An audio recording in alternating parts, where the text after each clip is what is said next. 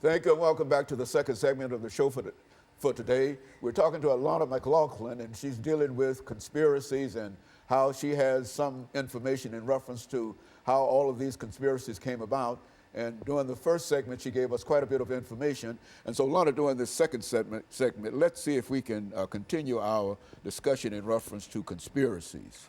And actually, before I start, I want to have a quick saying to our viewers that these are not my personal views that I'm disclosing today. This stuff is stuff that I found on the internet, that I found on blogs. This is not my personal subject. I'm not saying that that Neil Armstrong never touched the moon. I'm not saying that so-and-so did this or so-and-so. This is stuff that I've personally seen. Just for our information. Just for your information. This is not my personal views. Now, I want to go into famous conspiracy theories in pop culture, like artists and music. Now, I think another famous conspiracy theory that a lot of people don't know about is the Tupac conspiracy theory. Now, as you know, Tupac was a very famous rapper at the time of his death. He was murdered. And so, basically, after he was murdered, albums kept being released under his name and songs kept being released after his death. And a lot of people don't believe that he pre-recorded those many songs, and a lot of people still do think that he's in Albuquerque, New Mexico, still recording songs to release in future albums and making money off of it because he wanted to use this murder as a publicity stunt so that he would make more money because, you know, people would be grieving his death and they would buy more albums and get their friends to buy more albums, and he would release more songs, making more albums. That's a conspiracy in reference to, you believe that a large number of folks believe that. Yes, and another one is that Shakespeare wasn't Shakespeare. Now, yeah, I know this makes no sense at all. Well, a lot of people believe that the man who wrote all these books like Romeo and Juliet wasn't who we think to be Shakespeare of Stratford. They think it was William Stanley or Francis Bacon because due to a lot of missing stuff about, you know, biographical information about him, like birth date or burial date, a lot of people don't really believe he existed, and they think that Shakespeare was a pseudonym that many authors used, like Carolyn Keene, who wrote Nancy Drew. It was actually a group of people who used Carolyn Keene as a name to keep their identity sacred. Now, another one is Jack the Ripper. Jack the Ripper was a famous serial killer back in, I guess, like a really long time ago. And so Jack the Ripper would slay girls. He would slit their throats. He would find prostitutes on the street and just murder them and leave their body parts scoured up and down the streets. And so a lot of people think that Vincent van Gogh was, quote unquote, Jack the Ripper. And they think this because a lot of Van Gogh's work represents the outline of some of Jack the Ripper's body parts that he skewered across the streets. Like, for instance, a leg that he severed off of a woman, well, Jack the Ripper severed off a woman, was featured in one of Van Gogh's paintings. Like, the outline of the leg was featured in the background of the painting. So a lot of people think that this is really weird. And there are also books on it. It's the same thing with Tupac. And even Elvis Presley, the same thing as Tupac. After he died, he kept releasing songs that people don't think he pre-recorded these songs. They think he's still alive to this day. Now, another one in the music industry is Kurt Cobain. If you're not familiar with Kurt Cobain, he was the lead singer of the band Nirvana. He shot himself in the head and killed himself. Now, a lot of people think that his then girlfriend, Courtney Love, murdered him so that she could inherit his money and take over all the rights to all Nirvana songs and famous albums like Nevermind or In Utero. And so they think that she murdered him so that she can claim all his money because he was very rich at the time and he was famous, and he still is to this day. And so a lot of people think that he was murdered by his girlfriend and that the FBI and the CIA covered it up. Go on. And then now I want to talk about even more famous ones. Like in the previous segment, if you're just tuning in, I talked about the man on the moon and how there were a lot of evidence saying that, you know, he didn't really land on the moon. Like there were no stars in the sky in the pictures that were taken of Neil Armstrong on the moon. The American flag was waving, and there's no gravity on the moon. He crashed a mini spaceship that he was trying to fly, but then he flew one six times harder to drive into space and landed on the moon gracefully. But then he crashed one and made it explode just days before. And so those are some of the ones that in pop culture. And now there are other ones like Pan Am Flight 103. If you're not familiar with that, on December 21st, 1988, Flight 103 exploded over Lockerbie, Scotland, killing everyone on board and 11 residents of the town. Although Libya has recently claimed responsibility for the attack, of all the items on this list, Flight 103 has probably been responsible for spawning the greatest number of conspiracy theories. Some people say that the CIA started. Some people say that Libya started. Some people say that, you know, it was hijacked by terrorists. And so nobody really knows what really happened because everybody on there was killed. But then, so a lot of people say that, hey, it was the FBI, or hey, it was the CIA, or hey, maybe it was America. Maybe people on that flight knew a little too much about the FBI and that they wanted to keep them quiet. And that leads me on to my next subject, the Twin Towers conspiracy. I read a conspiracy theory about 9/11, September 11, 2001, which said that that the Twin Towers are blown up because certain people inside the Twin Towers were investigating old files and old cases involving the FBI and the CIA and the President of the United States. And so they were investigating that, and they had gotten a quote unquote a little too close to the truth about what the FBI is doing to people, about brainwashing techniques that they've been studying and that they've been practicing on poor people.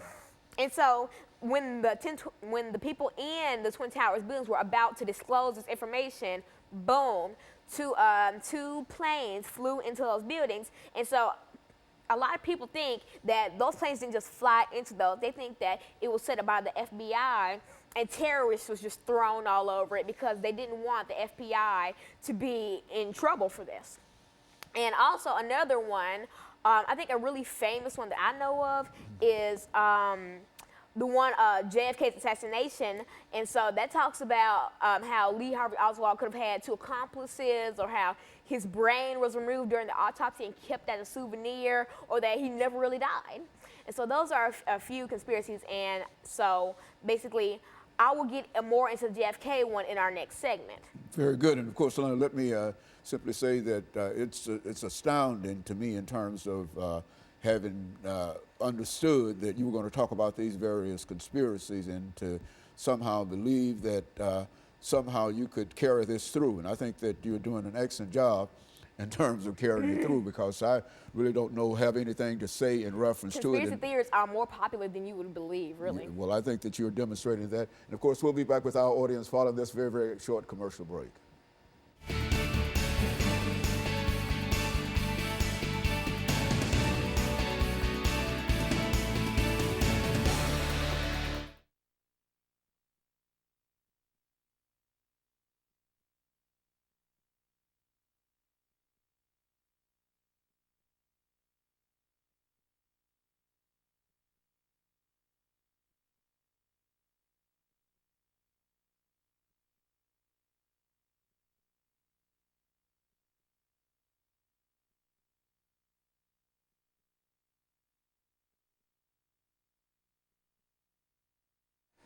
Thank you, and welcome back to the final segment of the show for today.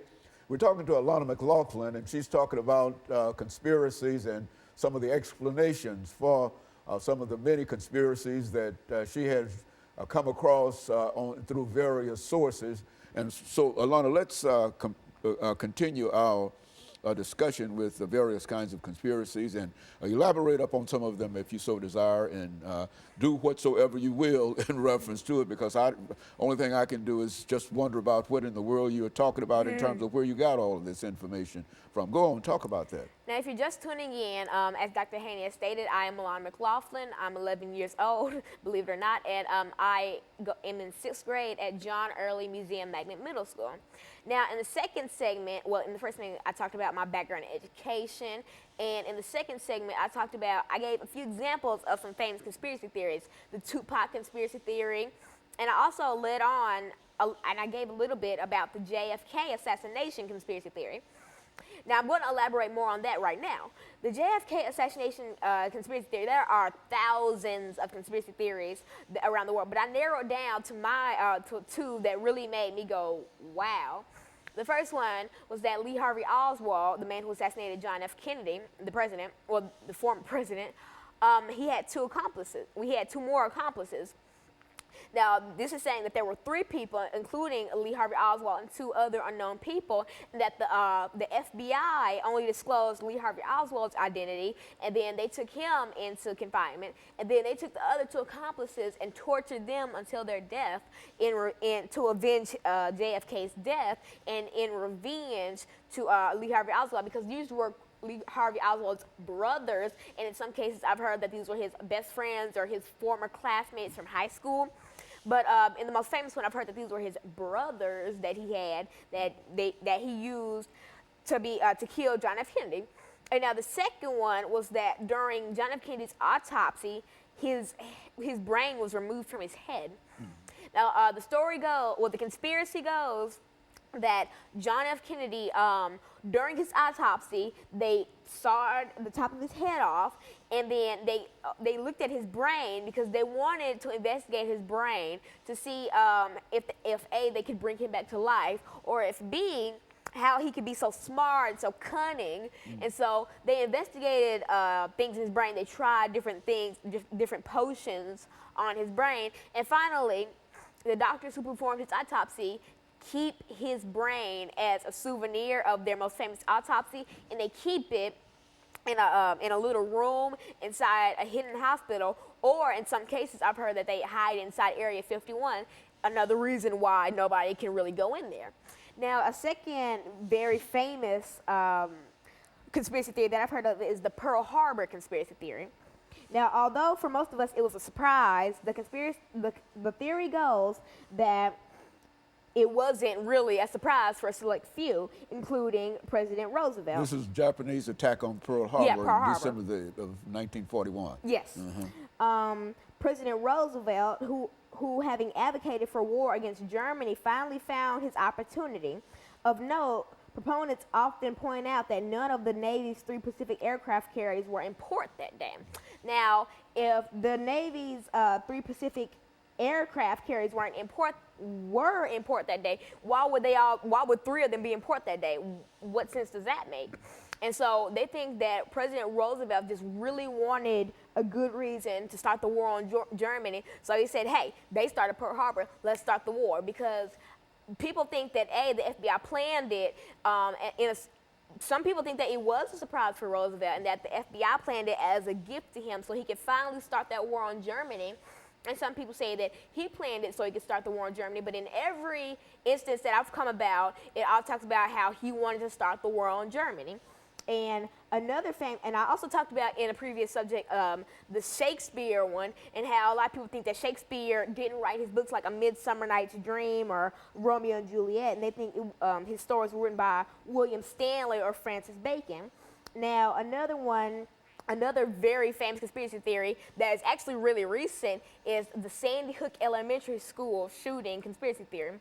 Now, one day I was scrolling throughout YouTube, and then I came across this video, and it said proof that Sandy Hook was a hoax. And I'm sitting here like, why would anybody say this was a hoax? And so me being half in anger and half in disbelief that somebody would take the death of children and make it into a hoax, I watched the video.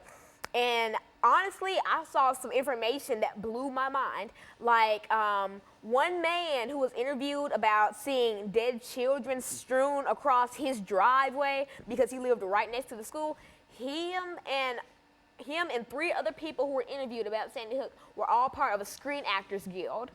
And also, there's one picture of children walking out of the school with their teacher crying. And then only a few more students were killed in that Sandy Hook Elementary School. There were supposedly from 200 to 300 children that were in the school that day. And I guess somewhere around 12 to 15 of them were photographed. And I know that over 100 children, and I personally, I don't remember hearing about 100 to 200 children being killed in Sandy Hook. So what happened to the rest of the children? Because there were supposedly 200 to 300 in the school that day, from what I've seen on different websites, and I may be wrong. And then only about 12 to 15 of them were photographed, all in that line walking out with their teacher. That photograph has been made viral. And the rest of them were quote unquote killed. I don't remember hearing about 100 to 200 children being killed But what happened? So if those children weren't killed, what happened to them? I mean, I know some children could have been absent that day, thank God, and some children could have been sick that day, but there were still somewhere around 100 to 130, 40 children that were there, and if they weren't killed, what happened to them? Because they weren't photographed or recorded coming out of the school. If they stayed in the school, how were there that many children inside the school? Lana, after all of these conspiracies that you've talked about, do many people believe in some of the conspiracies that you're talking about? Is it a widely held thing of people believe in, a large number of intelligent people believe in some of these conspiracies? Yeah, like I was reading a Time magazine article this morning talking about how the FBI has been trying substances on African Americans, making us so prone to STDs or HIVs, and a lot of people believe in stuff. Like Time magazine, the University of Chicago took a poll asking 1,342 people their beliefs on if the government tries things on us, like brainwashing techniques, and we don't know about it. 39% of people said yes.